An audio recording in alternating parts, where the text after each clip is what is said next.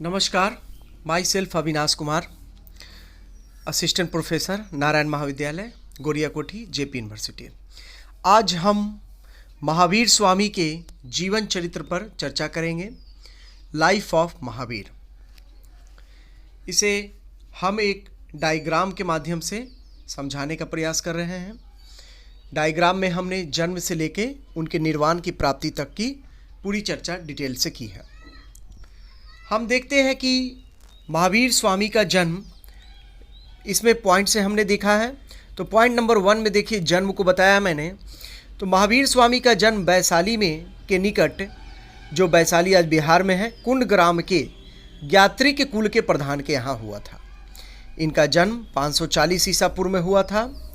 लेकिन यह समय जो दिया गया है एक परंपरा के अनुसार दिया गया है, कहीं कन्फ्लिक्ट भी है, तो उस पर हमको नहीं जाना है। मोटा मोटी हम मानते हैं जो सर्वमान्य मान्यता है वो 540 ईसा पूर्व है। इनके बचपन का नाम जो था वो वर्धमान था। इनके पिता का नाम सिद्धार्थ और माता का नाम त्रिशला। इनकी त्रिशला जो उनकी माता थी, इनका संबंध लिच्छवी से था और वे लिच्छवी राज परिवार से संबंध रखती थी। लिच्छवी उस समय एक बहुत ही मजबूत गणतंत्र के रूप में माना जाता था। उसी लिच्छवी से ये संबंध रखती है। वर्तमान में बिहार के मुजफ्फरपुर के इलाके के आसपास का एरिया ये पड़ता है। त्रिशला लिच्छवी नरेश चेतक की बहन थी। महावीर की, अब देखिए पॉइंट नंबर 2 में हम देख रहे हैं कि विवाह की बात है। देखिए विवाह की चर्चा में भी कन्फ्लिक्ट है, क्योंकि हमने देखा था कि वर्धमान महावीर जो हैं, उन्होंने 5वें महाव्रत को जोड़ा जिसका नाम था ब्रह्मचर्य। उसके बाद जैन धर्म श्वेतांबर एवं दिगंबर 2 धारा में बढ़ जाता है। श्वेतांबर जो होते हैं वो अपने शरीर को श्वेत वस्त्र से ढकते हैं और दिगंबर आकाश को ही अपना वस्त्र समझते हैं। इनका विवाह, अगर श्वेतांबर के अनुसार इनका विवाह हुआ था तो उसी पे हम चर्चा करेंगे। दिगंबर इनके विवाह को नहीं मानते हैं। श्वेतांबर के अनुसार इनकी पत्नी जो थी उसका नाम यशोदा, याद रखिएगा, यशोदा था। और इनकी पुत्री हुई एक, उसका नाम प्रियदर्शना हुआ और इनके दामाद का नाम जमाली है। ठीक है, अब हम देखते हैं कि जमाली जो है महावीर का दामाद और उनका पहला शिष्य बना था। ठीक है, अब हम पॉइंट नंबर 3 पे आते हैं। इस समय तक महावीर स्वामी की 30 वर्ष की अवस्था हो चुकी थी। अब वो 30 वर्ष के बाद गृह त्याग की ओर प्रकट होते हैं, गृह त्याग की ओर, क्योंकि अब इस समय तक इनके माता पिता का भी देहांत हो चुका था और उनके मन में सत्य की खोज के प्रति आकांक्षा बचपन से ही जाग रही थी। अंततः लगभग 30 वर्ष की अवस्था में महावीर ने गृह त्याग का निश्चय किया। उन्होंने गृह त्याग अपने संबंधियों, कहीं कहीं ये भी देता है कि अपने बड़े भाई की आज्ञा से वो गृह त्याग करते हैं। अर्थात वह गृह त्याग के बाद देखिए 30 वर्ष का जो डायग्राम हमने दिखाया, इसमें यति हो जाते हैं यानी सन्यासी हो जाते हैं। और 42वें वर्ष में उनको सर्वोच्च ज्ञान, इनलाइटमेंट कहिए या कैवल्य, देखिए यहाँ पे मैंने लिखा है कैवल्य की प्राप्ति होती है। कैवल्य की प्राप्ति, कैवल्य का मतलब होता है win over happiness and sorrow, मतलब खुशी और गम, मतलब खुशी और उदासी दोनों पे ये जीत हासिल कर लेते हैं। कैवल्य उस व्यक्ति, उनको कहा गया जो खुशी में ना ज़्यादा अपना इतना ज़्यादा खुश हो जाए कि अपना संतुलन ही खो दे, और दुख में इतना मायूस हो जाए कि वो अपने आप को अस्तित्वहीन ही समझने लगे। इन दोनों चीज़ों पे ये जीत प्राप्त कर लेते हैं, इसीलिए वो जिन कहलाए। जिन शब्द से ही जैन शब्द बना है।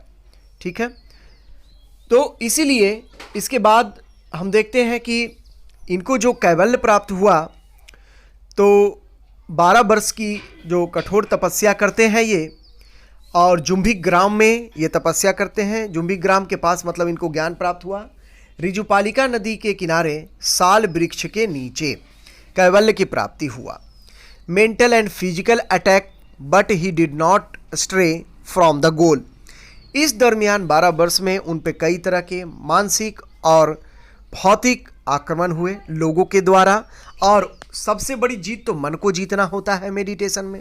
तो इस मन को भी जीतने के लिए मानसिक रूप से भी इंटरनली बहुत अटैक हुआ। उन सब पे भी ये जीत प्राप्त करते हैं, क्योंकि he did not stray from the goal, ये अपने लक्ष्य से नहीं भटकते हैं।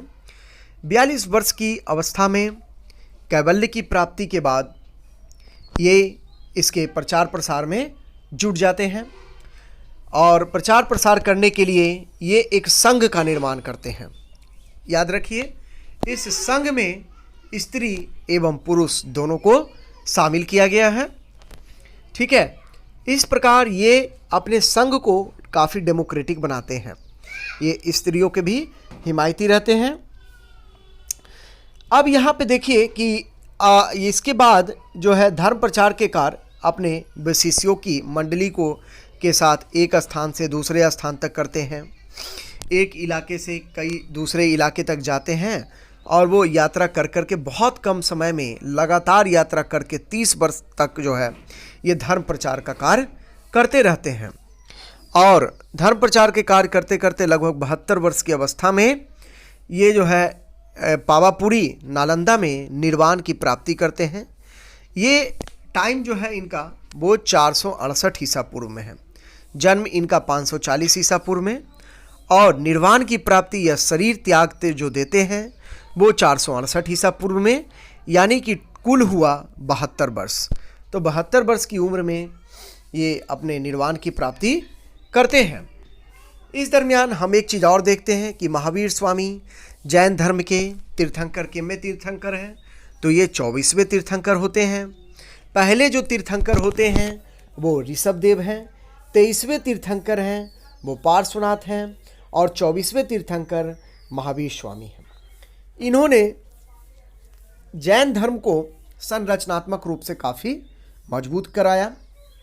इनको कमेटी संघ बना के बहुत सारे लोगों को जोड़ा, और इस तरीके से अपनी व्यक्तित्व के कारण भी इसका प्रचार प्रसार काफ़ी तेज़ी से कराया।